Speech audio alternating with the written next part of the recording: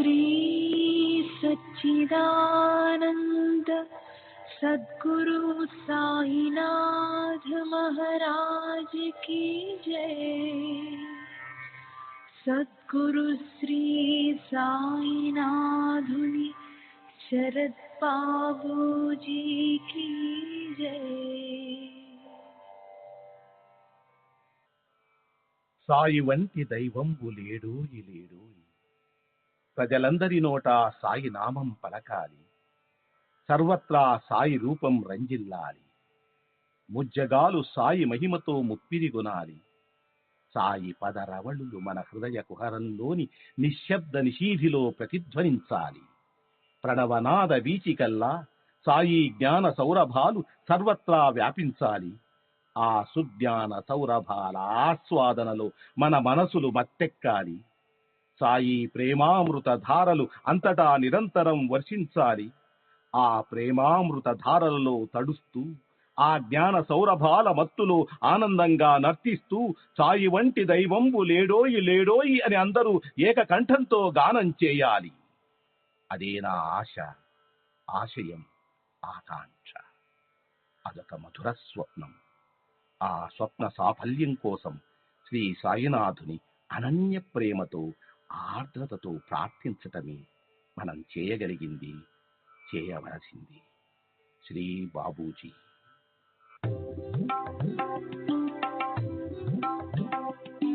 Sai Baba, Sai Baba, Sai Baba, Sai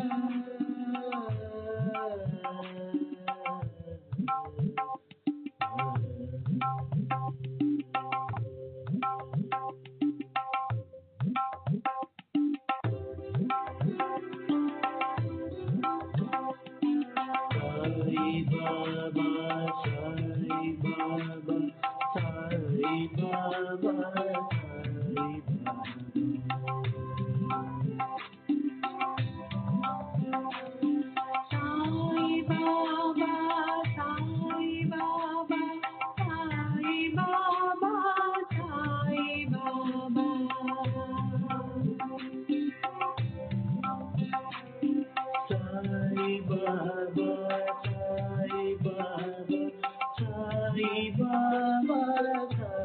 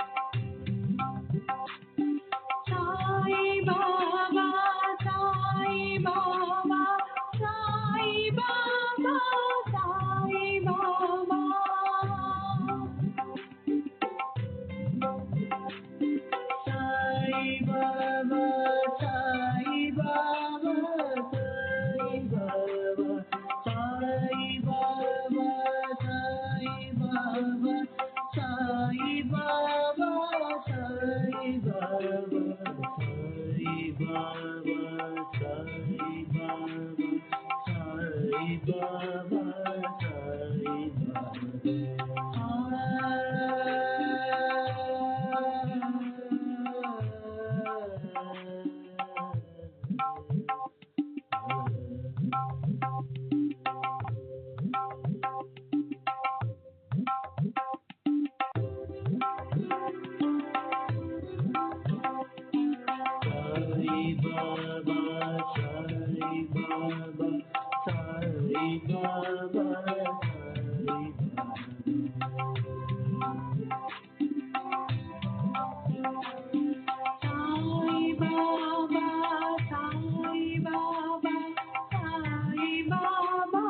Sai Baba,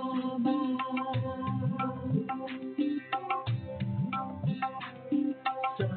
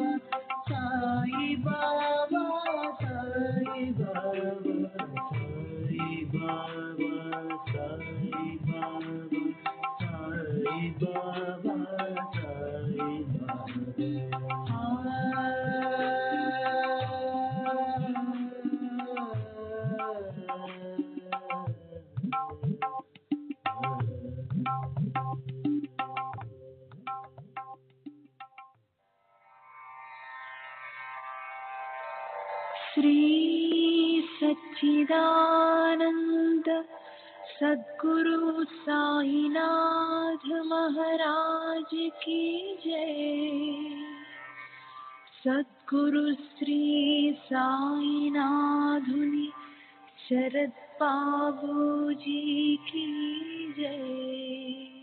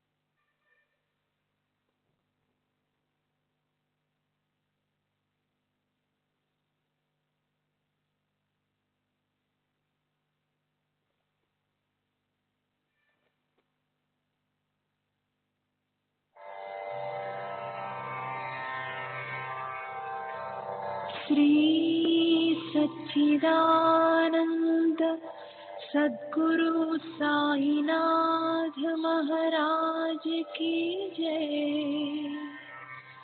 सद्गुरु सद्गुरु श्री साईनाथुनि शरद बाबूजी की जय।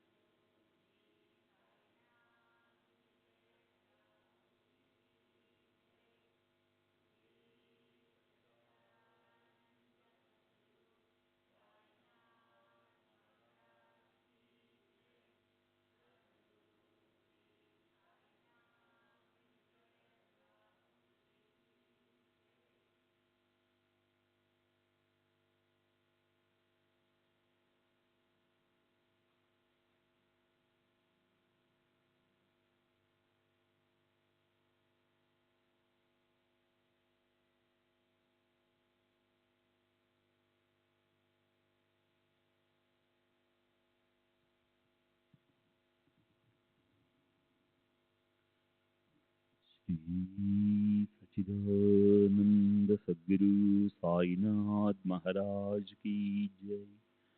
सद्गुरु श्री साईनाथ जुनि शरद बाबू जी की जय।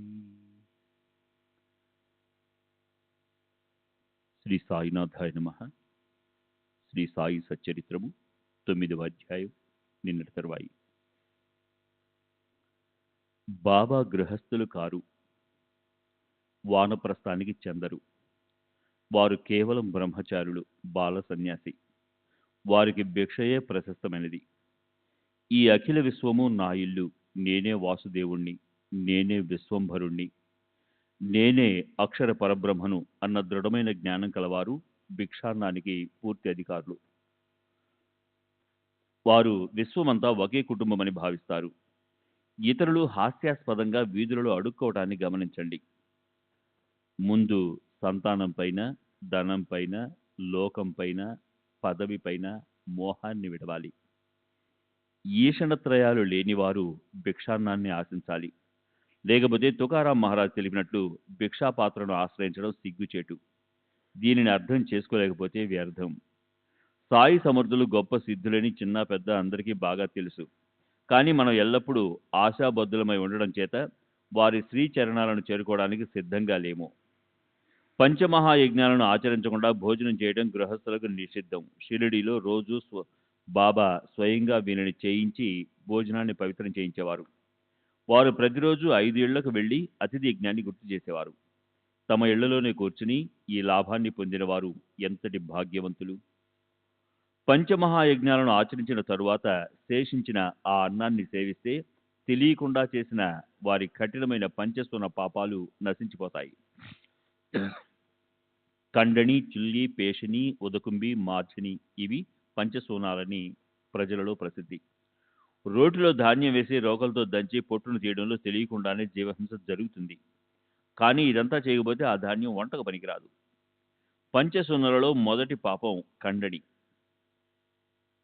పొయ్యిలో కర్రలు పెట్టి వండడంలో తెలియకుండా ఎన్నో జీవులు చచ్చిపోతాయి. చుల్లి అని ఇది రెండో పాపం. తిరగలిలో ధాన్యాన్ని పిండి చేస్తున్నప్పుడు తెలియకుండా అసంఖ్యాక ప్రాణులకు హాని కలుగుతుంది. దీని పేరు పేషణి. వాపికూప తటాకాల నుండి కొండలో నీళ్లు తేవడం లేదా అక్కడ స్త్రీలు పురుషులు తోమడం లేదా ఉతకడం వలన అసంఖ్యాక ప్రాణులు మరణిస్తాయి. బిందెలను శుభ్రపరచడానికి వారిని చేత్తో తోమటంలో అనిచ్ఛాపూర్వకంగా హత్యలు జరుగుతాయి. ఇది ఉదకుంబి అనే 4వ పాపం. అట్లే చన్నీళ్లతో కానీ లేక వేడి నీళ్లతో కానీ స్నానం చేస్తున్నప్పుడు కళ్ళాపి చల్లుతున్నప్పుడు ఎన్నో ప్రాణులు దారుణంగా చచ్చిపోతాయి. దీని పేరు మార్జని. ఈ పంచమహాపాపాల నుండి విముక్తులవ్వడానికి గృహస్థులు పంచమహాయజ్ఞాలను చేస్తే పంచపాపాలు నశించి చిత్తశుద్ధి కలుగుతుంది. చిత్తశుద్ధితో ప్రకాశవంతమైన శుద్ధ జ్ఞానం ఉత్పన్నమవుతుంది. జ్ఞానం కలిగిన తరువాత భాగ్యవంతులు ఫలితంగా మోక్షాన్ని పొందుతారు. సాయిబాబా యొక్క ఈ భిక్షావృతిని గురించి రాసుంటే గ్రంథం పెరిగిపోతుంది. ఇప్పుడు నిజంగా జరిగిన ఒక కథను తెలిపి ఈ అధ్యాయాన్ని సమాప్తి చేస్తాను. మనసులో కేవలం ప్రేమ ఉంటే చాలు. ఎవరితోనైనా బాబాకు ఏదైనా పంపితే తెచ్చిన వారు మర్చిపోయినా బాబా అడగడం మర్చిపోయేవారు కాదు. రొట్టె కూర కానీ పాలకోవ కానీ దృఢంగా భక్తిభావంతో ఇవ్వాలి. అటువంటి భక్తులు తటస్థపడితే బాబాకు ప్రేమ ఉప్పొంగేది. అలాంటి ప్రేమగల ఒక భక్తుని కథలు వింటే మనసుకు ఆనందం కలుగుతుంది. ఎవరైనా చేపట్టిన పనిలో పొరపాటు చేస్తే వారిని బాబాయే దారిలో పెట్టేవారు. ఇలాంటి రమ్యమైన శిక్షణా పద్ధతితో బాబా సరైన సమయానికి సరిదిద్దేవారు. దీనిని అనుభవించిన వారు ధన్యభాగ్యులు. వారి ఆనంద స్థితిని వర్ణించలేను. రామచంద్రుడు అనే భక్త శ్రేష్ఠుని తండ్రి ఆత్మారాముడు. వారి ఇంటి పేరు తర్కడ్. అతనికి సాయియే విశ్రామధామం. అతనిని బాబాసాహెబ్ తర్కడ్ అని అందరూ ఎప్పుడు పిలిచేవారు. ఇప్పుడు ఈ గ్రంథంలో అతని గురించిన కథ. సాయి పైన ఉప్పొంగే ప్రేమలో మునిగిపోయి తర్కడ్ చెప్పిన అతని అనుభవాలను వినడం ఎంతో ఆహ్లాదకరం. అతని భక్తి వైభవం ఎంతో గొప్పది. అడుగడుగునా అతనికి సాయి అనుభవాలే. ఒకదానిని మించినది మరొకటి. వారిని అతడు హావభావాలతో రసభరితంగా చెప్పేవాడు. బాబాసాహెబు అమితమైన ప్రేమతో సాయి యొక్క చిత్రపటాన్ని తన ఇంట్లో అందమైన చందన మండపంలో ఉంచి రోజు త్రికాల పూజలు చేసేవాడు. తర్కడ్ గొప్ప పుణ్యాత్ముడు. అతని పుత్రుడు కూడా భక్తుడు. సాయికి నైవేద్యం సమర్పించకుండా భోజనం చేసేవాడు కాదు. ప్రాతకాలంలోనే స్నానం చేసి కాయ వాచ మనస నిత్యం బాబా పటాన్ని పూజించి భక్తిగా నైవేద్యం సమర్పించేవాడు. ఈ విధంగా అతడు నిత్యం క్రమం తప్పకుండా పూజ చేయగా అతని శ్రమ ఫలించి అతనికి అత్యుత్తమమైన అనుభవం కలిగింది. అతని తల్లి కూడా సాయి యొక్క పరమభక్తురాలు. ఆమె షిరిడి వెళ్లాలని ఉబలాటపడింది. ఆమె వెంట దారిలో తోడుగా కొడుకును పంపాలని తండ్రి ఉద్దేశం. షిరిడి వెళ్లి సాయి సమృద్ధిని దర్శనం చేసుకుని కొంతకాలం అక్కడే ఉండి ప్రత్యక్షంగా సాయి పాదాలను సేవించుకోవాలని ఆమె కోరిక. కానీ తండ్రి తలచినట్లుగా కుమారుని మనసులో వెళ్లాలని లేదు. ఇంట్లో రోజు నియమబద్ధంగా ఎవరు పూజ చేస్తారు అని అతని చింత. తండ్రి ప్రార్థనా సమాజానికి చెందినవాడు. ఇష్టం లేని అతనిని విగ్రహారాధన చేయమని ఎలా ఇబ్బంది పెట్టగలడు? అది అతని సమస్య. తండ్రి మనోగతాన్ని తెలుసుకుని కొడుకు ప్రయాణానికి సిద్ధమై తండ్రితో ప్రేమపూర్వకంగా అన్న మాటను వినండి. సాయికి నైవేద్యం సమర్పించకుండా ఇంట్లో ఎవరో భోజనం చేయమని మాట ఇస్తేనే గాని నేను నిశ్చింతగా ప్రయాణం చేయలేను. తండ్రికి తన కొడుకు యొక్క నిత్య పూజ కార్యక్రమం బాగా తెలుసు కనుక నేను నిత్యం నైవేద్యం సమర్పిస్తాను. నీవు నిశ్చింతగా ఉండు. ముందుగా సాయికి అర్పించకుండా ఎవరు అన్నాన్ని స్వీకరించం. నా ఈ మాటలు ప్రామాణికంగా భావించి ఏ అనుమానం పెట్టుకోకుండా సుఖంగా వెళ్ళు అని చెప్పాడు. ఇలా తండ్రి హామీ ఇచ్చాక ఆ అబ్బాయి షిరిడి ప్రయాణమయ్యాడు. మర్నాడు ఉదయం తర్కడ్ స్వయంగా పూజ చేశాడు. బాబాసాహెబ్ తర్కడ్ 2వ రోజు పూజను ప్రారంభించకముందు బాబా చిత్రపటం ముందు సాష్టాంగ ప్రణామం చేసి ప్రార్థించాడు. బాబా, నా కుమారుడు చేసిన విధంగానే నా పూజను సేవను స్వీకరించండి. యాంత్రికంగా పైపైన మాత్రమే కాకుండా నాలో ప్రేమను కలిగించండి అని. ప్రతిరోజు బ్రహ్మ ముహూర్తాలు లేచి స్నానం చేసి తర్కడి ప్రార్థనాపూర్వకంగా పూజ చేసి ప్రతిదిన నైవేద్య సమర్పణ కూడా చేసేవాడు. బాబాసాహెబ్ పటిక బెల్లం ముక్కను నైవేద్యంగా సమర్పించేవాడు. ఈ విధంగా చక్కగా నియమంగా జరుగుతుండగా ఒకరోజు విఘ్నం జరిగింది. తర్కడ మనసు వ్యవహారాలను మునిగి ఉండడం వలన మరపు కారణంగా ఒక దినం నైవేద్యం లేకుండానే అందరి భోజనాలయ్యాయి. తర్కడ ఒక పెద్ద మిల్లులో ముఖ్యాధికారి అవడం చేత ముఖ్యాధికారి కావటం వలన రోజు తెల్లవారుజామునే అతనికి బయటికి వెళ్ళవలసి వచ్చేది. మధ్యాహ్నం తిరిగి బయట నుండి వచ్చిన తర్వాత ఉదయం తాను నివేదించిన పటిక బెల్లం ప్రసాదాన్ని భోజనానికి కూర్చున్నప్పుడు తీసుకునేవాడు. ఇలా జరుగుతుండగా ఒకరోజు పటిక బెల్లాన్ని నైవేద్యం పెట్టడం మర్చిపోయాడు. అందువలన భోజనంలో ప్రసాదం లేదు. భోజనానికి కూర్చున్నప్పుడు వంట మనిషి రోజు ఆ పటిక బెల్లం నైవేద్యాన్ని పళ్ళెంలో వడ్డించేది. అదే అన్నశుద్ధి. కానీ ఆ రోజున పూజా సమయంలో ఏదో కారణంగా త్వరపడడం వలన పటిక బెల్లాన్ని నైవేద్యంగా సమర్పించలేదు. అందువలన ప్రసాదాన్ని వడ్డించలేదు. తర్కడ్ పశ్చాత్తాపంతో పళ్ళెం ముందు లేచి సాయి పటానికి వందనం చేసి ఆవేదనతో నయనాశ్రులతో వేడుకున్నాడు. బాబా, ఏమిటి ఈ మాయ? నా వలన ఈ పొరపాటు ఎలా జరిగింది? నా పూజ యాంత్రికంగా జరిగింది. నన్ను క్షమించండి. ఇది పొరపాటు కాదు, మహాపాపం. నేను బాగా పశ్చాత్తాపడుతున్నాను. నేను పొరపాటు చేశాను. నేను సిగ్గు విడిచిన వాడిని. మహాప్రభు, నన్ను కరుణించండి. అంతఃకరణ కలిగి బాబా పటం ముందు సాష్టాంగపడ్డాడు. మహారాజా దయాగణ, నాపై కరుణ చూపండి ప్రార్థించాడు. నిస్సహాయుడై కొడుకుకు ఉత్తరం రాశాడు. నా వలన పెద్ద ప్రమాదం జరిగింది. నన్ను క్షమించమని బాబాను ప్రార్థించు. అనన్య శరణు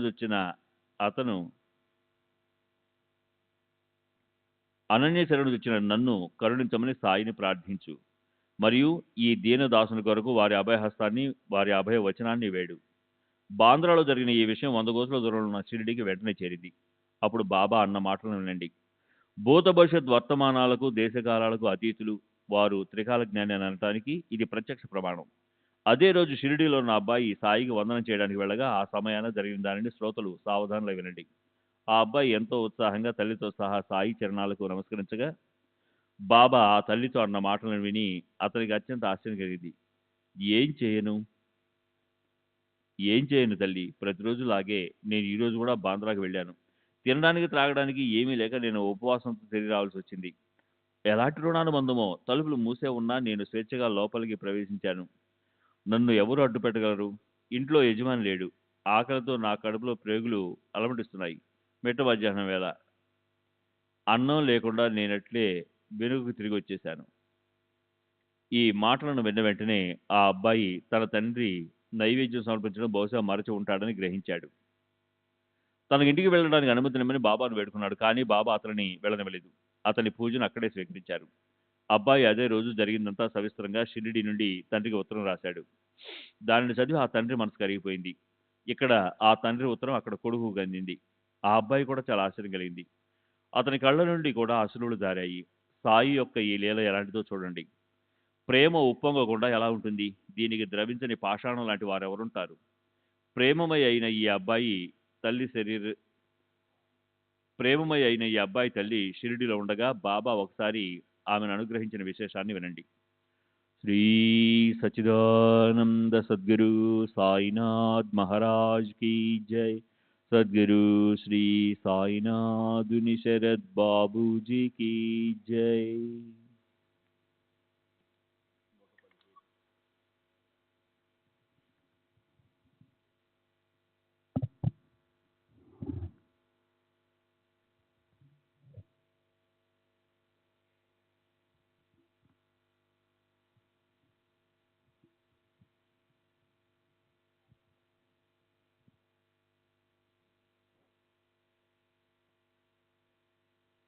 ఆమె భోజన గదిలో ఉన్నప్పుడు ఆకులతో అన్ని వడ్డించి ఉండగా ఇంతలో ఆ మధ్యాహ్నం పూట ఆకలితో ఉన్న ఒక కుక్క తలుపు దగ్గరికి వచ్చింది. ఆకులో ఉన్న రొట్టె ముక్కను ఆమె కుక్కకు వేయగా అక్కడికి బురదతో నిండిన ఆకలితో ఉన్న ఒక పంది వచ్చింది. ఇది సహజంగా జరిగిపోయింది. ఆమె దీన్ని మనసుకు పట్టించుకోలేదు. కానీ మధ్యాహ్నం బాబా తామంతట తాము ఆ విషయాన్ని ప్రస్తావించారు. మధ్యాహ్నం భోజనమైన తర్వాత రోజులాగే ఆమె దూరంగా మసీదులో కూర్చుని ఉండగా బాబా ఆమెతో ఆదరంగా, అమ్మా, ఈరోజు నువ్వు నాకు తిండి పెట్టావు. కడుపు నిండింది. గొంతు వరకు తిన్నాను. ఎంతో వ్యాకులు పడుతున్న ఈ ప్రాణాలను నీవు తృప్తిపరిచావు. రోజు ఇలాగే చేస్తూ ఉండు. నిజంగా పనికి వచ్చేది ఇదే.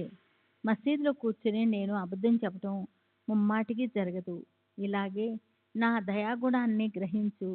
ఆకలి ఆకలి గొప్పవారికి ముందు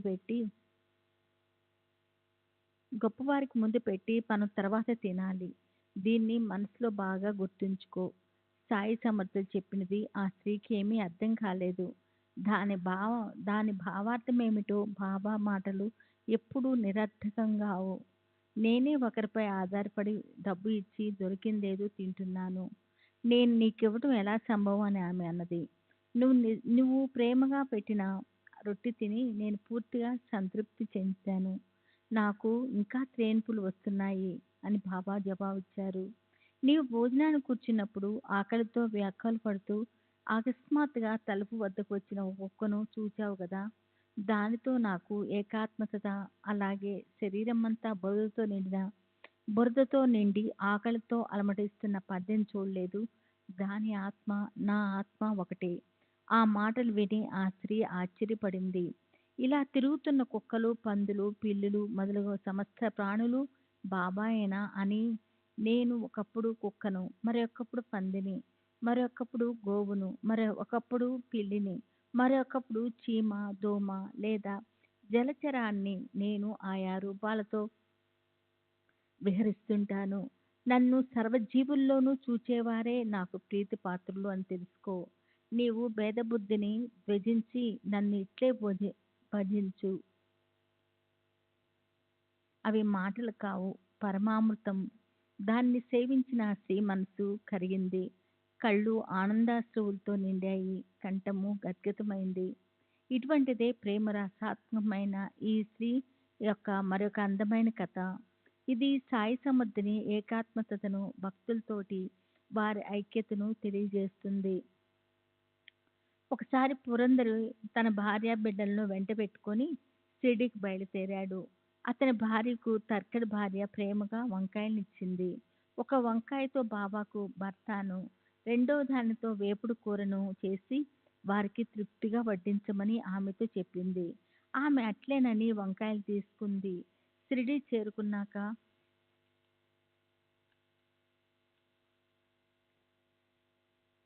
హారతి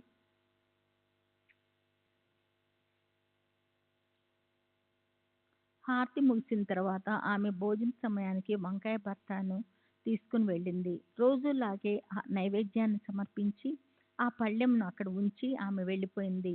అందరి నైవేద్యాలను కలిపి బాబా భోజనానికి కూర్చున్నారు. వంకాయ కూరను రుచి చూసి అది బాగా రుచికరంగా ఉన్నట్లు అందరికీ అనిపించింది. వంకాయ వేపుడు తినాలనుంది. దాన్ని ఇప్పుడు తెచ్చిపెట్టమని బాబా అన్నారు. బాబా వంకాయ వేపుడు తినాలన్న కోరికతో భోజనం చేయకుండా ఆగారు అని రాధాకృష్ణమాయికి కబురు పంపారు. ఏం చేయాలో ఎవరికీ అర్థం కాలేదు. వంకాయలు కాసే కాలం కాదు. ఇప్పుడు వేపుడు కూరను ఎలా తయారు చేయాలి? భర్తాను తెచ్చిన పురంద్రే భార్యను వెతకసాగారు. ఈమె తెచ్చిన పళ్ళెంలో వంకాయ కూర ఉంది. అందువల్ల బహుశా ఆమె వద్ద ఇంకా వంకాయలు ఉండి ఉంటాయని అనిపించింది. ఆమెను అడగగా అప్పుడు వంకాయ వేపుడు యొక్క ప్రాముఖ్యము, దానిపై బాబాకి ఎంతకింత ప్రీతి అన్న అసలు విషయం అందరికీ అర్థమైంది. ఒక కాయతో కూర చేసి మధ్యాహ్నం సమర్పించాను. రెండో కాయతో వేపుడు చేసి తర్వాత తీసుకుని వెళ్ళాలని కోసి ఉంచాను అని ఆమె చెప్పింది. తర్వాత ఆ వంకాయల ఉదంతము అందరికీ క్రమక్రమంగా తెలిసింది. సాయి యొక్క సర్వవ్యాపకతను గ్రహించి అంతా ఆశ్చర్యపడ్డారు. క్రీస్తు శకం 1915 సంవత్సరం డిసెంబర్ నెలలో మరొకసారి తర్కడ్ భార్యే బాబాకు అత్యంత ప్రేమతో పాలకోవాను పంపింది. పరమపదించిన బాలరాం కర్మను జరపటానికి అతని కుమారుడు షిరిడీ బయలుదేరుతూ ఆ విషయాన్ని చెప్పటానికి తర్కడ్ వద్దకు వచ్చాడు. అతనితో బాబాకు ఏదైనా పంపాలని తర్కడ్ భార్యకు అనిపించింది. ఇంట్లో చూస్తే పాలకోవా తప్ప మరేం లేదు. అదైనా అదివరకే నైవేద్యంగా అర్పించిన పేడ. ఆ అబ్బాయికి వెళ్ళటానికి ఆ అబ్బాయి ఆ అబ్బాయి వెళ్ళటానికి తొందర పెడుతున్నాడు. అంతేకాక ఆ అబ్బాయి సూతకంలో ఉన్నాడు. ఇంట్లో ఒకసారి అర్పించిన పాలకోవా మాత్రమే ఉంది. దాన్నే సాయికి అర్పించడానికి అబ్బాయితో పంపాలనుకుంది.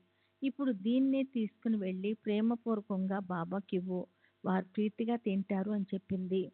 అబ్బాయి అబ్బాయి గోవిందు పాలకోవాని తీసుకుని వెళ్ళాడు.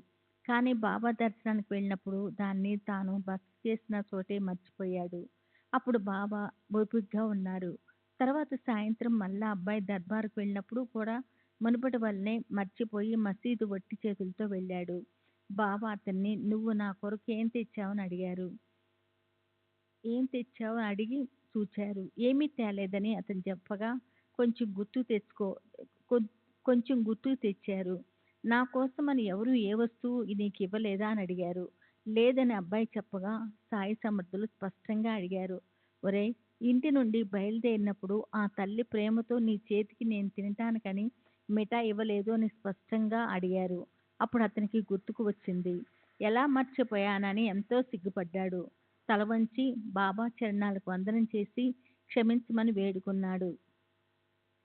వెంటనే పరుగు పరుగున బస్సుకు వెళ్ళి పాలకోవాను తెచ్చి బాబాకు అర్పించాడు. తన చేతిలో పడగానే బాబా దాన్ని నోట్లో వేసుకున్నారు. అలా ఆ తల్లి యొక్క భక్తికి ప్రసన్నలయ్యారు. ఇటువంటి ఈ సాయి మహానుభావులు ఎవరి మనసులో ఏ భావం ఉందో దానికి అనుగుణంగానే అనుభవాలు కలుగజేసి భక్తుల గౌరవాన్ని నిలబెట్టేవారు. ఈ కథలోని మరి ఒక ఉద్దేశము సర్వజీవుల్లోనూ భగవంతుని చూడాలి అని సర్వశాస్త్రాలకు సమ్మతమైనది ఇదే. ఇందులోని సిద్ధాంతము ఇదే. ఇక తర్వాత అధ్యాయంలో బాబా ఎక్కడ నివసించేవారు, ఎలా శయనించేవారు, సావధాన చిత్తులై శ్రవణం చేయండి. హేమాడ్ సాయి చరణాలకు శరణజొచ్చి శ్రోతలు ఈ కథలను శ్రవణంతో పాటు మన్నం నిధిధ్యాసనం చేస్తే కృతాకృతులవుతారని మనవి చేస్తున్నాడు. స్వస్తి శ్రీ సంత సజ్జన ప్రేరితము భక్త హేమాడ్ పంతు విరచితము అయిన శ్రీ సాయి సమస్త సచ్చరిత్రంలో 9వ అధ్యాయం సంపూర్ణము. శ్రీ సద్గురు సాయినాథార్పణమస్తు. శుభం భవతు. శ్రీ సచిదానంద సద్గురు సాయినాథ్ మహారాజ్ की जय. सद्गुरु श्री साईनाथ निसरद बाबू जी की जय.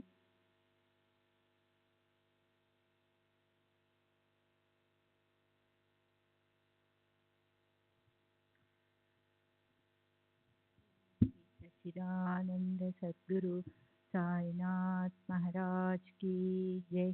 सद्गुरु श्री साईनाथ निसरद बाबूजी की जय. శ్రీ సాయి సచ్చరిత్ర 10వ అధ్యాయం. శ్రీ గణేశాయ నమః. శ్రీ సరస్వత్యై నమః. శ్రీ గురుభ్యై నమః. శ్రీ కులదేవతాయే నమః. శ్రీ సీతారామచంద్రాభ్యాం నమః. శ్రీ సద్గురు సాయినాథాయ నమః. నిరతం బ్రహ్మస్వరూపంలో స్థితులై ఉన్న వారిని, సకల ప్రజల శ్రేయస్సులో నిమగ్నులైన వారిని భక్తిపూరిత మనసులతో నిరంతరం స్మరించండి. వారిని స్మరించినంత మాత్రాన జనన మరణ భ్రమణం తొలగిపోతుంది. ఇదే సాధనలలో ఉత్తమమైన సాధనం. దీనికోసం ఒక గవ్వైనా ఖర్చు కాదు. తక్కువ శ్రమతో ఎక్కువ ఫలితం సునాయాసంగా హస్తగతమవుతుంది. ఇంద్రియాలు దృఢంగా ఉన్నంత వరకు ప్రతి క్షణాన్ని సద్వినియోగం చేసుకోవాలి. ఇతర దేవతలందరూ మాయ. గురువు ఒక్కరే శాశ్వతమైన దైవం. వారి చరణాలయందు విశ్వాసం ఉంచితే వారు విధివ్రాతను మార్చగలరు. ఉత్తమమైన సద్గురు సేవతో ప్రపంచ సుఖ దుఃఖాలన్నీ నిర్మూలనమవుతాయి. న్యాయం, మీమాంస, ఘటపటాది అధ్యయనం అవసరం లేదు.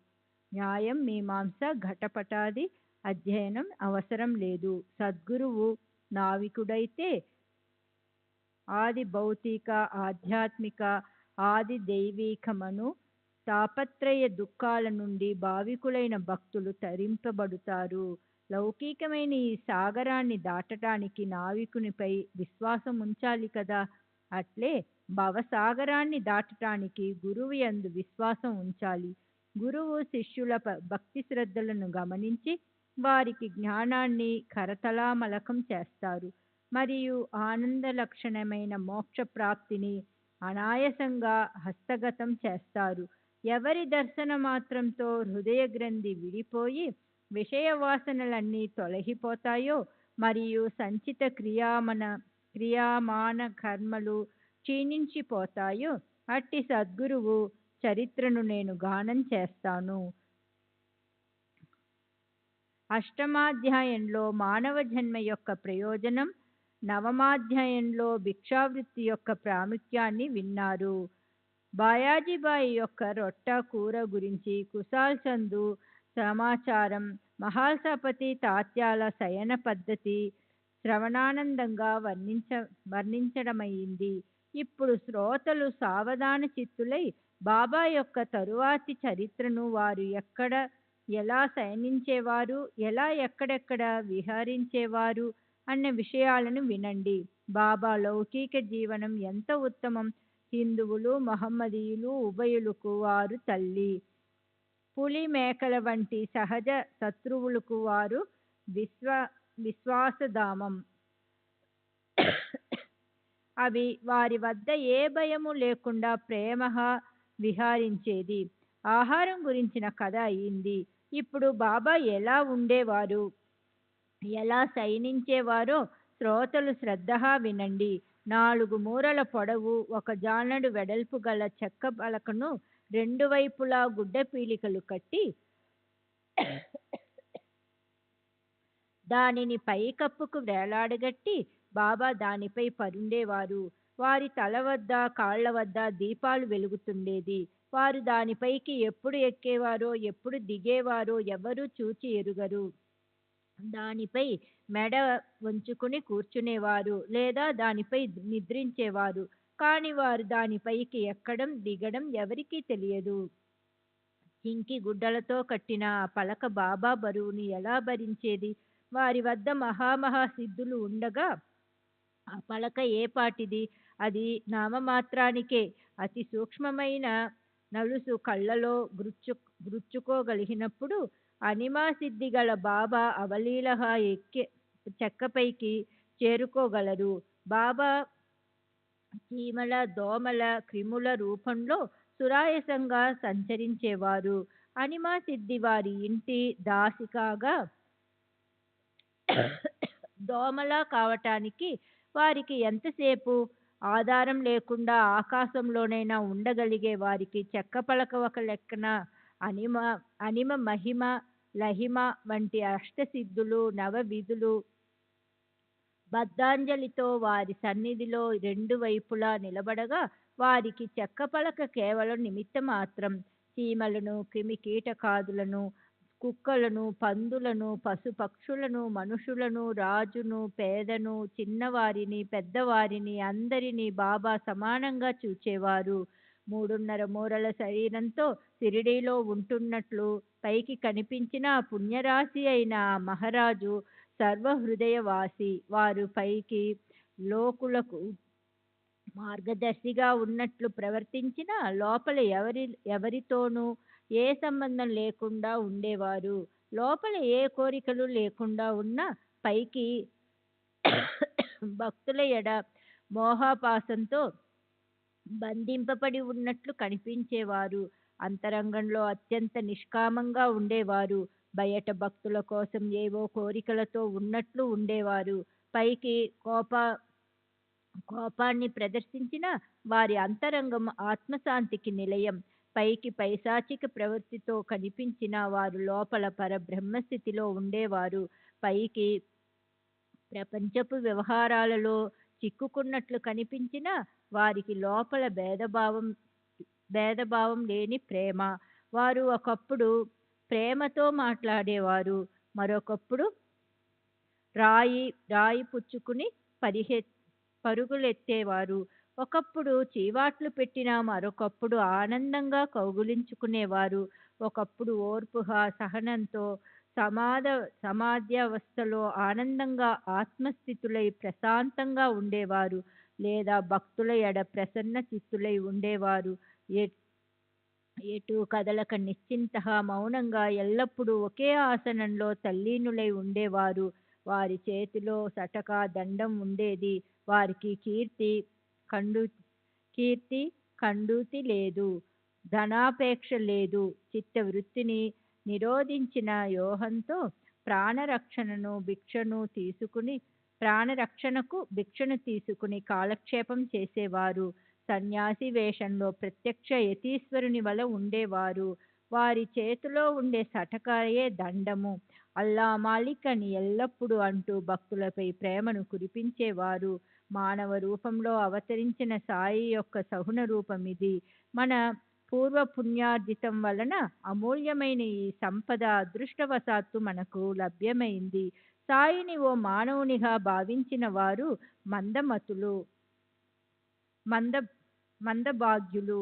వారి విధి విచిత్రమైనది. వారికి ఈ భాగ్యం ఎలా ప్రాప్తిస్తుంది? సాయిబాబా ఆత్మబోధను కాని పూర్ణానంద విగ్రహం భావార్థాన్ని దాటడానికి వారినే ఆశ్రయించండి. ఆ ఆ బ్రహ్మస్తంభ పర్యంతం నిండి అపారంగా అనంతంగా నిరంతరం అభిన్నంగా ఉన్న పరబ్రహ్మమూర్తి బాబా. కలియుగం యొక్క కాల వ్యవధి 4,32,000 సంవత్సరాలు. రమారమి 5,000 సంవత్సరాలు గడిచాక బాబా అవతరించారు. బాబా జన్మించిన తేదీ తెలియకుండా ఏ ఆధారంతో నిశ్చయంగా ఇలా చెప్పగలరని శ్రోతలకు సంశయం కలుగుతుంది. శ్రద్ధగా వినండి మరి. బాబా షిరిడీ క్షేత్రంలో తమ నిర్వాణం వరకు నివసించాలనే సంకల్పంతో 60 సంవత్సరాల వరకు సన్యాస వృత్తితో గడిపేవారు. 16 సంవత్సరాల వయసులో బాబా మొదట షిరిడీలో ప్రకటమయ్యారు. 3 సంవత్సరాలు అక్కడ ఉన్నారు. అక్కడి నుండి వారు ఎక్కడికి వెళ్లారో కానీ దూరాన నైజాం రాజ్యంలో కనిపించారు. ఆ తరువాత పెళ్లివారితో పాటు వచ్చి షిరిడీలోనే స్థిరంగా ఉండిపోయారు. 20 సంవత్సరాల వయసు నుండి 60 సంవత్సరాల వారు షిరిడీలోనే నివసించినది అందరికీ అవగతమే.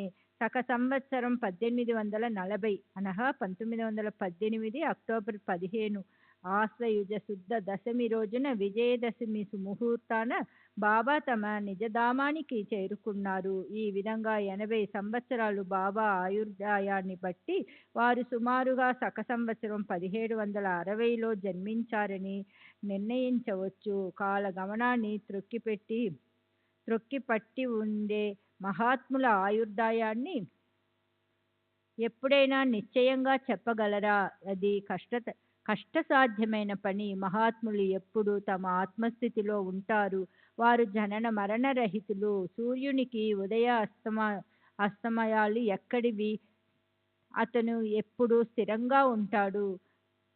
శక సంవత్సరం 1603 అనగా 1781 సంవత్సరంలో శ్రీ సమర్థ రామదాసు సమాధి చెందారు. తరువాత 200 సంవత్సరాలు పూర్తి కాకముందే ఈ మూర్తి ఉదయించారు. భారత భూమి యవనులచే ఆక్రమింపబడి హిందూ రాజులు యవనుల పాదక్రాంతులైనప్పుడు భక్తి మార్గం లుప్తమై ప్రజలు ధర్మరహితులయ్యారు. అప్పుడు శ్రీ సమర్థ రామదాసు జన్మించి శివాజీ ద్వారా రాజ్యాన్ని యవనుల నుండి రక్షించారు. బ్రాహ్మణులు గోవుల సంరక్షణ కూడా చేశారు. 2 శతాబ్దాలు పూర్తి కాకుండానే మునుపటి వలనే మరలా కాలం పాడై హిందూ మహమ్మదీయుల మత భేదాల వల్ల మధ్య చీలికలేర్పడ్డాయి. సాయిబాబా దానిని పరిష్కరించారు. రాముడు రహీము ఒక్కరే. వారిలో కించిత్తైనా భేదం లేదు. అలాంటప్పుడు భక్తిలో ఆటంకం ఎందుకు? భక్తులలో వైరం ఎందుకు? పసివారిలా మీరు ఎంత అజ్ఞానులు! హిందూ ముసల్మానులను స్నేహభావంతో కలవండి. దృఢమైన వివేక మార్గాన్ని అవలంబిస్తేనే మీరు అవతలి తీరాన్ని చేరగలరు. శ్రీ సచిదానంద సద్గురు సాయినాథ్ మహారాజ్ కీ జై. సద్గురు శ్రీ సాయినాథ్ నిసరత్ బాబూజీ కీ జై.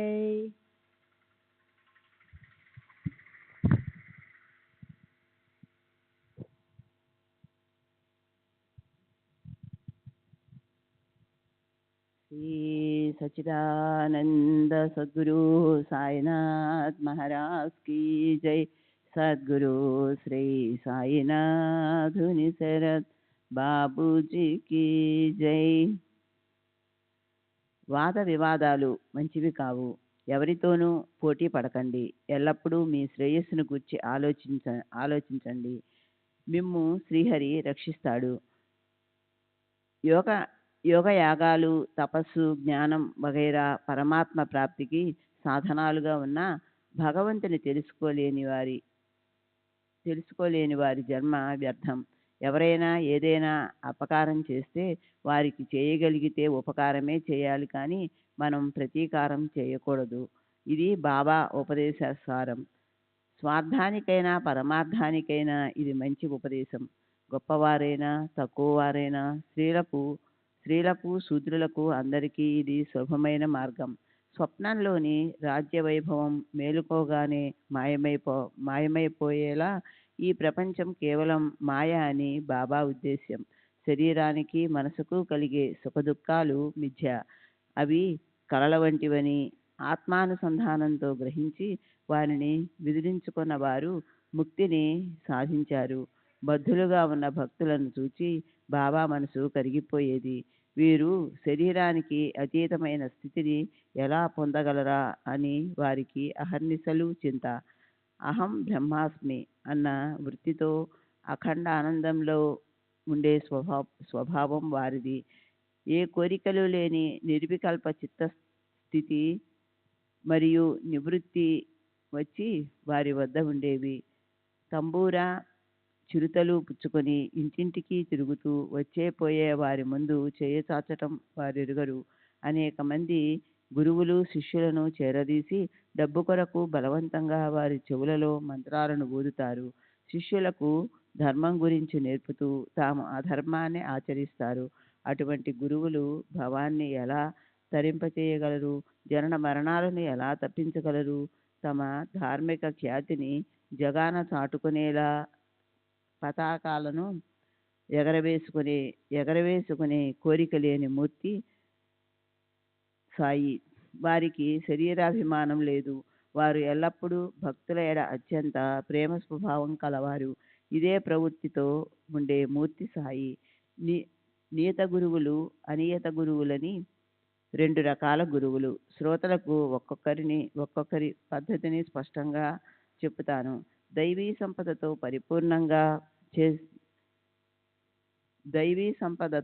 పరిపూర్ణులుగా చేసి అంతఃకరణాన్ని పరిశుద్ధపరిచి మోక్ష మార్గంలో ప్రవేశపెట్టడం వరకే అనియత గురువుల పని. నియత గురువుల యొక్క ఆశ్రయం లభిస్తే ద్వైతం తొలగిపోయి అద్వైత భావం జాగృతమవుతుంది. వారు తత్వమసి మహావాక్యాన్ని ప్రత్యక్షంగా అనుభవైక వేద్యంగా చేస్తారు.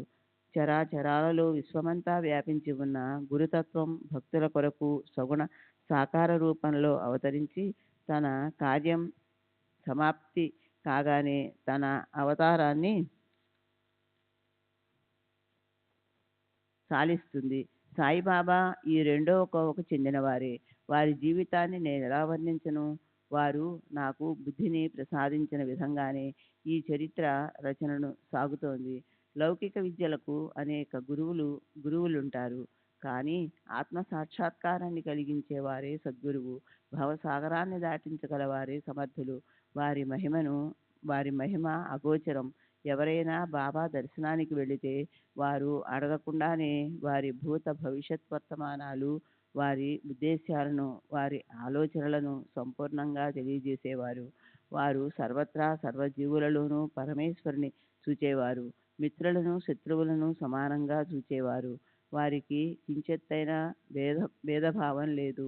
ఎవరి వద్ద ఏమీ ఆశించేవారు కాదు. సదా సమదృష్టి కలిగిన వారు. అపకారం చేసే వారిపై కూడా అమృత దృష్టిని కురిపించేవారు. హెచ్చుతగ్గులు లేకుండా సుస్థిరంగా ఉండేవారు. వారికి ఏ వికల్పాలు లేవు. నశ్వరమైన శరీరంలో ఉన్న ప్రపంచ మోహంలో చిక్కుకొనక దేహంలో ఉంటూనే శరీరానికి అతీతమైన స్థితిలో ఉంటూ శరీరంలోనే ముక్తులైనారు. షిరిడీ జనులు ధన్యులు. సాయియే వారి పూజ్య దైవం. భోజనం చేస్తున్నా, శయనిస్తున్నా ఎల్లప్పుడూ సాయినే ధ్యానం చేసేవారు. వారి ప్రేమ ధన్యం. పొలాలలోనూ ఇళ్లల్లోనూ పనులు చేసుకుంటూ దంచుతున్నా విసురుతున్నా మజ్జిగ చిలుకుతున్నా బాబా మహిమను గానం చేసేవారు. కూర్చున్నా తింటున్నా పడుకున్నా సాయినామాన్ని ఎప్పుడూ స్మరించేవారు. ఒక్క బాబా తప్ప మరో దైవాన్ని వారు తలిచేవారు కాదు. ఆ స్త్రీలు ప్రేమ ఎంత గొప్పది! ఆ ప్రేమతో ఎంతో ఆ ప్రేమలో ఎంత మాధుర్యం ఉంది! నిర్మలమైన ప్రేమయే కవిత వ్రాయగలదు, కానీ విద్వత్ విద్వత్తు కాదు. ఏమాత్రం పాండిత్యం లేకుండా సాధారణ భాషలో ఉండేది. అందులోని కవిత్వాన్ని పండితులు కూడా తలలోపాల్సిందే. కవిత్వానికి పండితులు కూడా తలలోపాల్సిందే. నిర్మలమైన ప్రేమను ఆవిర్భింపజేసేదే నిజమైన కవిత్వం. ఆ స్త్రీల గానాన్ని శ్రోతలు వినవచ్చు. సాయిబాబా ఇచ్ఛ ఉంటే ఆ పాటలన్నింటినీ సేకరించగలిగితే ఒక అధ్యాయమై శ్రోతల కోరిక తీరుతుంది. భక్తులను అనుగ్రహించడానికే నిరాకార పరమాత్మ షిరిడీలో సాయి రూపంలో ప్రకటమయ్యారు. వారిని తెలుసుకోవడానికి దేహంకారము వికారాలు పోయి భక్తి కలగాలి. వారికి శరీరంపై అభిమానము లేదు. వారికి మనోవికారాలు లేవు.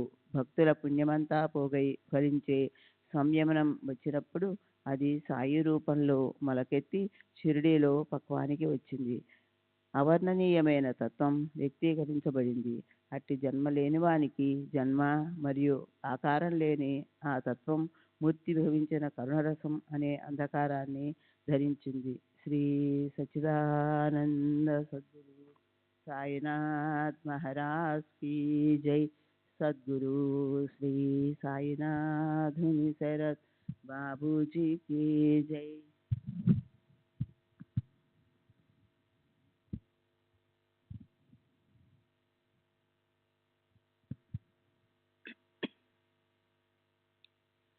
శ్రీ సచ్చిదానంద సద్గురు సాయినాథ్ మహారాజ్ కీ జై.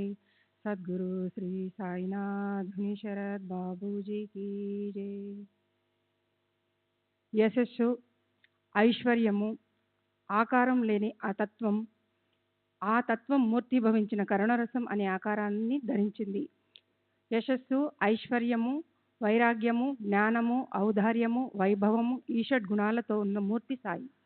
వారి విగ్రహం చాలా విశిష్టమైనది. వారు ఎవరి వద్ద నుండి ఏమి గ్రహించేవారు కాదు. నిరాకారులైన వారు భక్తులను అనుగ్రహించడానికే ఒక రూపాన్ని ధరించారు. వారిది ఎటువంటి కరుణా స్వభావము, భక్తుల ప్రేమను గెలుచుకున్నారు. బహుశా భగవంతుడు కూడా వారిని తెలుసుకోలేడేమో. భక్తుల శ్రేయస్సు కొరకు సాయి మహారాజు వాగ్దేవత వచించడానికి సాహసించని చెవులు కూడా వినడానికి సిగ్గుపడే మాటలు అనేవారు. ఆ మాటలను చెప్పటము కంటే మౌనంగా ఉండడం మంచిది, కానీ కర్తవ్యాన్ని వదిలిపెట్టడం మంచిది కాదు కనుక చెప్పవలసి వచ్చింది.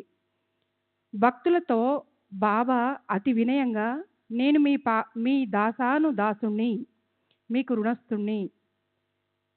మీకు రుణగ్రస్తుణ్ణి, మీ దర్శనానికి వచ్చాను. మీ అనుగ్రహం వలన మీ పాదాల వద్దకు చేరుకోగలిగాను.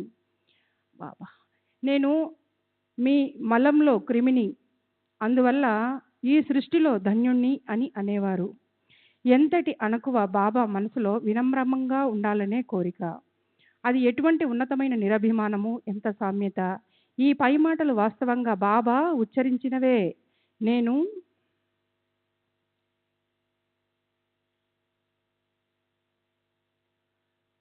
చెప్పిన ఈ మాటలు ఎవరికైనా అగౌరవంగా అనిపిస్తే క్షమించమని వేడుకుంటాను. దాంతో వాక్కు కలుషితమైంది. విన్న పాపం తొలగడానికి సాయినామాన్ని జపిస్తాను. తద్వారా అందరి దోషాలు తొలగిపోతాయి. జన్మజన్మల మన తపస్సు కేవలం సాయి కృపచేత ఫలించింది. ఇది దప్పికగున్న వారికి చలివేంద్రం వలె అపార సుఖాన్నిస్తుంది. బాబా జిహ్వ ద్వారా రసాన్ని ఆస్వాదిస్తున్నట్లు అందరికీ అనిపిస్తుంది, కానీ వారు ఏ రుచిని ఎరుగరు. వారి జిహ్వకు రసస్ఫూర్తి లేదు. విషయస్ఫూర్తి లేని వారు విషయ సుఖాలను ఎలా అనుభవిస్తారు? విషయాలు వారి ఇంద్రియాలను తాకనప్పుడు వారు విషయాలలో ఎలా చిక్కుకోగలరు? ఎదుటికి వచ్చిన వస్తువులను కళ్ళతో చూడటమే కానీ చూచినదేమిటో వారెరుగరు. చూడాలనే కోరిక వారికి లేదు. హనుమంతుని కౌపీనం అతని తల్లికి రామునికి మాత్రమే కనిపించాయి. మరి అతని బాహ్య చర్మాన్ని ఎలా పోల్చగలము? ఆ ఇంద్రియాన్ని తల్లియే చూడనప్పుడు ఇక ఇతరుల మాట ఏమిటి? బాబా యొక్క బ్రహ్మచర్యము పరమ కఠినం. అది అపూర్వము, సంపూర్ణము. వారు నడుముకు కౌపీనం ధరించేవారు. మెడ క్రింద ఉండే మేక చన్నుల వంటి వారి ఇంద్రియాలు కేవలం మూత్ర విసర్జనకు మాత్రమే. వారి ఇంద్రియాలు వారి అవయవాలలో ఉండేవి. వారి శరీర స్థితి ఇలాంటిది. ఇంద్రియాలు కర్మలను చేస్తున్నా వారికి విషయాసక్తి కించిత్తైనా ఉండేది కాదు. సత్వరజస్తమో గుణాల వలన ఇంద్రియాలన్నీ వాని స్థానాలలో కట్టుబడి ఉన్నాయి. అవి లౌకిక కార్యాలను చేస్తున్నా దేనిలోనూ చిక్కుకోవు. బాబా నిస్సంగులు, శుద్ధ జ్ఞాన స్వరూపులు, ఆత్మారాముడు. కామక్రోధాలు వారిలో అణిగిపోయాయి. వారు ఏ కోరికలు లేనివారు, సకల కోరికలు పూర్తిగా తీరినవారు. విషయాలు కూడా బ్రహ్మయే అని తలచే ముక్త స్థితి వారిది. వారు పుణ్యపాపాలకు అతీతమైన సంపూర్ణ నివృత్తి స్థానం. నానావల్లి లెమ్మనగానే గద్దె విడిచిపెట్టిన వారికి శరీరాభిమానం కానీ భేదబుద్ధి కానీ కలలో కూడా ఉండవు. ఇహలోకంలో పొందవలసినవి, పరలోకంలో సాధించవలసినవి వారికి ఏవీ లేవు. వారు కేవలం లోక కళ్యాణం కోసమే ఈ భూమిపై అవతరించిన సత్పురుషులు. ఇటువంటి కరుణామయులు అవతరించినందుకు ప్రయోజనము ప్రజలకు శ్రేయస్సును అనుగ్రహించటానికి తప్ప మరొకటి కాదు. వారు పరుల శ్రేయస్సును కోరే పరమ కృపాళువులు. శ్రీ సచ్చిదానంద సద్గురు సాయినాథ్ మహారాజ్ కీ జై. సద్గురు శ్రీ సాయినాథ్ శరత్ బాబూజీ కీ జై.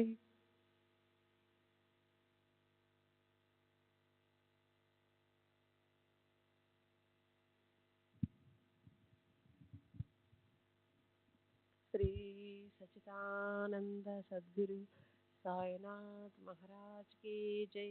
సద్గురు శ్రీ సాయినాథ్ శరత్ బాబూజీ కీ జై. వారి హృదయం నవనీతం వలె అత్యంత మృదువైనదని అంటారు. వెన్న తనకు తాపం తగిలితేనే కరుగుతుంది, కానీ సత్పురుషుల హృదయం ఇతరులకు తాపం కలిగితే ద్రవించిపోతుంది. వారి వస్త్రం అతుకులతో ఉన్న కపుని, వారు కూర్చోవటానికి గోనపట్ట, వారి మనసు వృత్తి శూన్యం. ఇట్టి వారికి వెండి సింహాసనం ఏమవసరం? సింహాసనం వారికి ఇబ్బంది కలిగించగా దానిని వెనుకకు జరిపితే భక్తుల ప్రేమను చూచి వారు ఏమి అడ్డగించేవారు కాదు. బాబా షిరిడీ సరోవర కమలం. ఆ పరిమళాన్ని భక్తులు సేవిస్తారు. నిర్భాగ్యులకు కప్పలకు వలె ఎప్పుడూ బురదయే గతి. ఆసనాలు, ప్రాణాయామం, ఇంద్రియ మంత్రం, తంత్రం, యంత్రం, భజనల గూర్చి బాబా ఎప్పుడూ ఎవరికీ చెప్పేవారు కాదు. చెవిలో ఊదటం కూడా లేదు. లోక వ్యవహారాలలో లౌకికంగా ప్రవర్తిస్తున్నట్లు కనిపిస్తారు, కానీ వారి అంతరంగం మరో రకంగా ఉండేది. వ్యవహారాలలో ఎంతో దక్షతను చూపే వారి కౌశలం మరెవరికీ ఉండదు. వారు భక్తుల కొరకే ఆకారాన్ని ధరించారు. భక్తుల కొరకే వారి మనోభావాలు. సత్పురుషుల లౌకికాచారాలను అందరూ తెలుసుకోవాలి. సాయి మహారాజు సాధువులకు నిదానం, శుద్ధ పరమానందం స్థానం.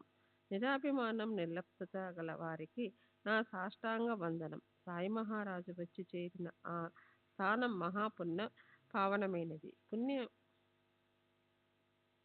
పుణ్య సంచయం లేకపోతే ఇటువంటి సన్నిధి దుర్లభం. మంచి విత్తనం నుండి రసవత్తరమైన పండ్లు వస్తాయన్న ప్రసిద్ధ వచనాన్ని ప్రజలు షిరిడీలో తరచి చూచి తెలుసుకున్నారు. సాయిబాబా హిందువులు కారు, యవనులు కారు. వారికి ఏ వర్ణము లేదు, ఏ ఆశ్రమము లేదు.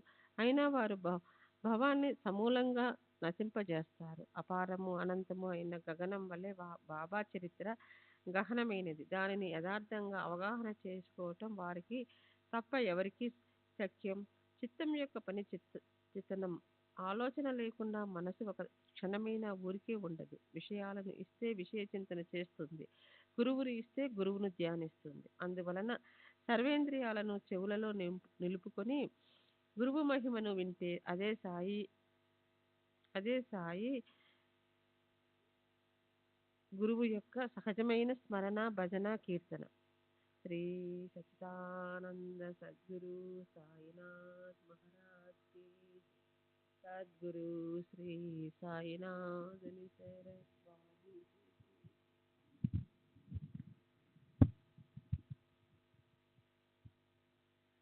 పంచాంగి సాధనకు యజ్ఞయాగాలు, అష్టయోగాలు, మంత్రతంత్ర ప్రయోగాలు బ్రాహ్మణులకు మాత్రమే సఖ్యం. ఇవి ఇతరులకు ఏ ఉపయోగపడవు. సత్పురుషుని కథ అలా కాదు. అది అందరికీ సన్మార్గంలో పెడుతుంది. భవభయ వ్యధను హరిస్తుంది. పరమార్థాన్ని బోధిస్తుంది. సత్పురుషుల చరిత్ర శ్రవణము, మననము, అధ్యయనము, నిధిధ్యాసనము చేస్తే ద్విజులు, శూద్రులు, స్త్రీలు పవిత్రులు అవుతారు. ప్రేమంటూ లేని మానవుడు ఉండనే ఉండడు. ఒకరికి ఒక వస్తువుపై ప్రేమ, మరొకరికి మరొక దానిపై ప్రేమ, ఇలా వేరువేరుగా ఉంటుంది. ఒకరి ప్రేమ సంతానంపై ఉంటుంది, మరొకరి ప్రేమ గౌరవ మర్యాదలు, ధన సంపదలపై ఉంటుంది. ఇంకొకరికి శరీరం పైన, ఇంటిపైన, లౌకికమైన కీర్తి ప్రతిష్టలపైన, విద్యాప్రాప్తిపైన ఉంటుంది. విషయ సుఖాలు ఉన్న ప్రేమనంతటినీ ఒక్కటిగా చేసి హరిచరణాలనే మూసలో వేస్తే అదే భక్తి రూపంలో ప్రకటితమవుతుంది. అందువలన శరీరంలో ప్రపంచ వ్యవహారాలు చేస్తూ మనసును సాయి చరణాలకు సమర్పిస్తే వారి అనుగ్రహం కలుగుతుంది. ఇది ఒక సులభమైన ఉపాయం. ఇటువంటి అల్పమైన సాధనతో గొప్ప ప్రయోజనం కలుగుతుంది. అయినా జనులు శ్రేయస్సుని సంపాదించుకోవడానికి ఎందుకు ఉదాసితులై ఉంటారు? చిన్న ఉపాయంలో అంత గొప్ప లాభం కలుగుతున్నప్పుడు మరి ప్రజలు ఎందుకు దానిని ఆచరించరు అని శ్రోతల మనస్సుల్లో సహజంగా సందేహం కలుగుతుంది. దానికి కారణం ఒక్కటే, భగవత్కృప లేకుండా శ్రవణలాలస కలగదు. భగవంతుడు ప్రసన్నుడై అనుగ్రహించినప్పుడే శ్రవణలాలస కలుగుతుంది. అందువలన సాయిని శరణ వేడితే ఆ సాయి నారాయణుడు మనకు అనుగ్రహం కలిగి శ్రవణలాలస ఉత్పన్నమవుతుంది. ఈ సులభ సాధన చేజిక్కుతుంది. గురుకథా శ్రవణం సత్సంగాన్ని ఆశ్రయించి ప్రాపంచిక బాధలను వదిలించుకోండి. నిశ్చయంగా ఇదే మీ జీవితానికి సార్థకత. మనసులో ఏ సందేహాలు పెట్టుకోకండి. అనేక చాతుర్యాలను విడిచి నిరంతరము సాయి సాయి అని స్మరించండి. మీరు తరిస్తారు. ఇందులో ఏ సందేహం లేదు. ఇవి నా మాటలు కావు, సాయిబాబా నోటి నుండి వచ్చిన గంభీర వచనాలు. వీనిని నిరర్ధకమని భావించకండి. వీనిని వెలకట్టకండి. ఇవి అమూల్యమైనవి. చెడు సావాసం మంచిది కాదు. అది అనేక దుఃఖాలకు నిలయం. తెలియకుండానే సుఖప్రదమైన మార్గం నుండి మరలించి చెడుదారులను పట్టిస్తుంది.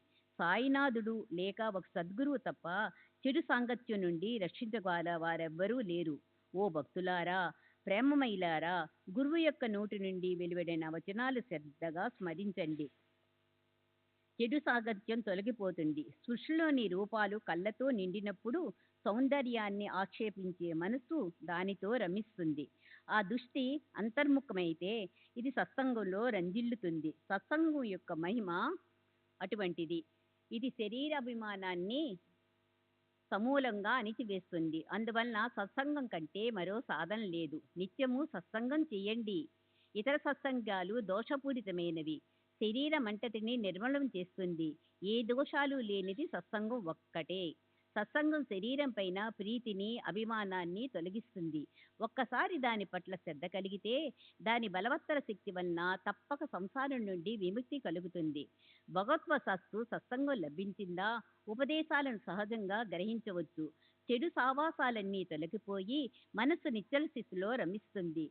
పరమార్థంలో ప్రవేశించడానికి విశేషకాలు యందు విరక్తి ఒక్కటే ఉపాయం. సత్సంగాన్ని ఆశ్రయించకుండా ఆత్మస్వరూపాన్ని తెలుసుకోలేరు. సుఖాలు వెంట దుఃఖాలు, దుఃఖాల వెంట సుఖాలు వస్తూనే ఉంటాయి. జీవుడు ఎప్పుడూ సుఖాన్నే ఆశిస్తూ దుఃఖాలను విముఖంగా ఉంటారు. సుఖాలను ఆశించి దుఃఖాలను ముఖం చాటేసినా జరగవలసింది అవశ్యం జరిగి తీరుతుంది. సుఖదుఖాలనే ఈ రెండు అనుభవాల నుండి విముక్తి కలిగించింది సత్పురుషుల సాంగత్యం ఒక్కటే. సత్సంగం వలన శరీరాభిమానం నశిస్తుంది. సత్సంగం వలన జనమరణాలు ఆగిపోతాయి. సత్సంగం వలన చైతన్యగుడైన పరమాత్మను చేరుకోవచ్చు. సత్సంగంలో తక్షణము గ్రంథి విచ్ఛేదన జరుగుతుంది.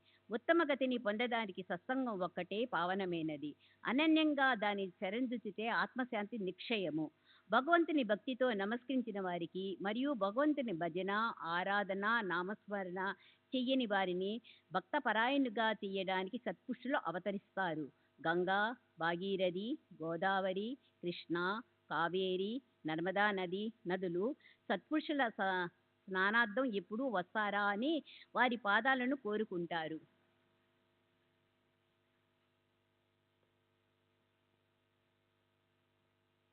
శ్రీ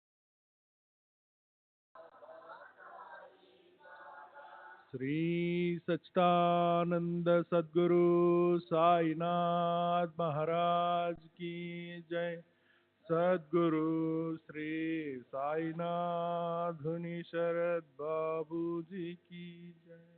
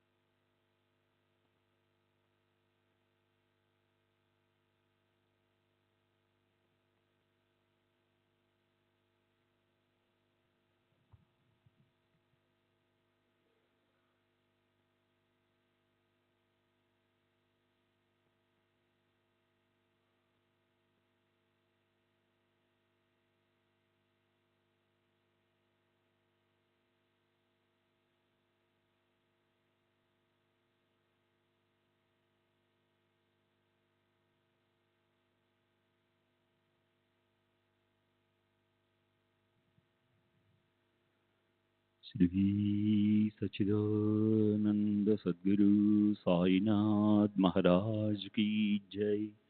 सद्गुरु श्री साईनाथ धुनी शरद बाबू जी की जय। साई रहम नजर करना, बच्चों का पालन करना। साई रहम नजर करना, बच्चों का पालन करना। जाना तुमने जगत पसार, सब ही झूठ जमाना। जाना तुमने जगत पसार, सब ही झूठ जमाना। साई रहम नजर करना, बच्चों का पालन करना। साई रहम नजर करना, बच्चों का पालन करना। मैं अंधा हूँ बंदा आपका, मुझसे पद दिखलाना। मैं अंधा हूँ बंदा आपका, मुझसे पद दिखलाना। साई रहम नजर करना, बच्चों का पालन करना। साई रहम नजर करना, बच्चों का पालन करना। दास गणों कहे अब क्या बोलूं श्री रसना। दास गणों कहे अब क्या बोलूं, थक गई मेरी रसना। साई रहम नजर करना, बच्चों का पालन करना। साई रहम नजर करना, बच्चों का पालन करना।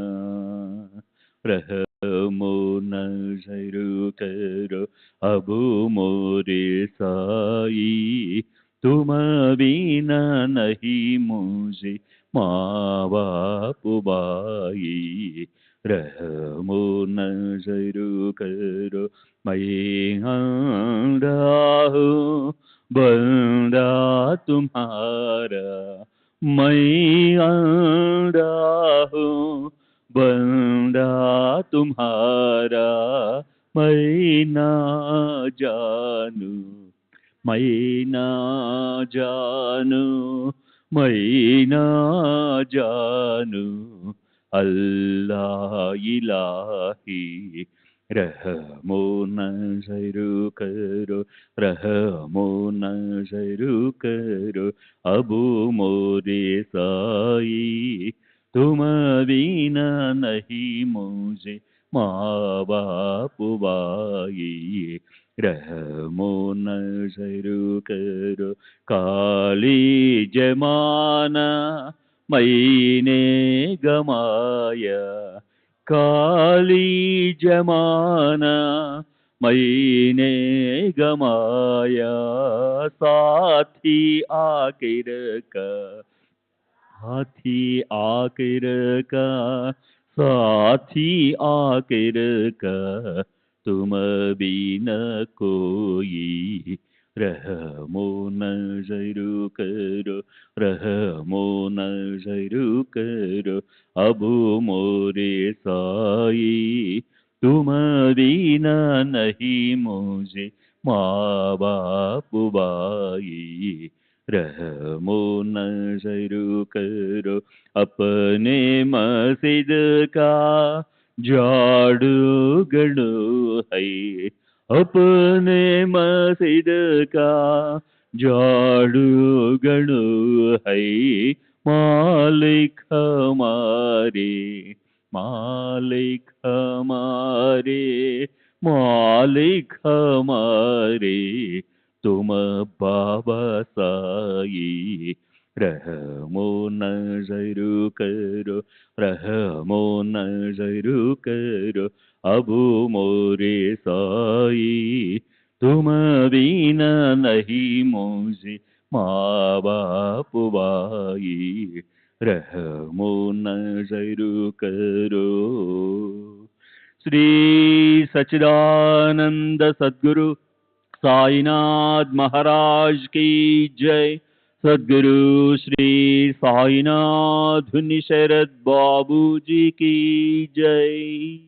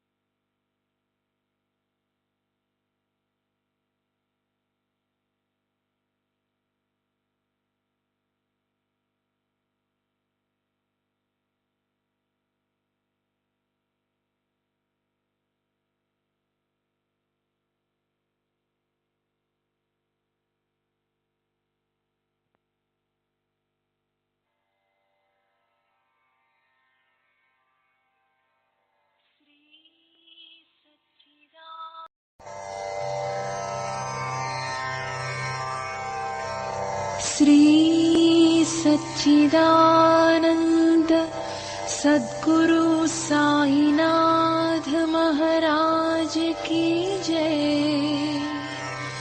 सद्गुरु श्री साईनाथुनि शरद बाबू जी की जय।